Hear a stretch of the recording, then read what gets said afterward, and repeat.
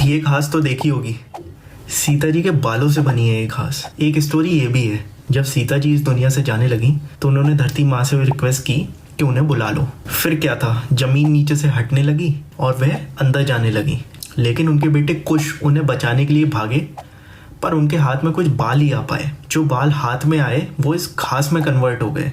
तब से इस घास को कुशा घास बोला जाता है। ये माना जाता है ये घास पे बैठने से, मेडिटेशन करने से एक डीपर कनेक्शन डेवलप होता है हमारा भगवान के साथ। और इस घास का पूजा में, हवंस में भी यूज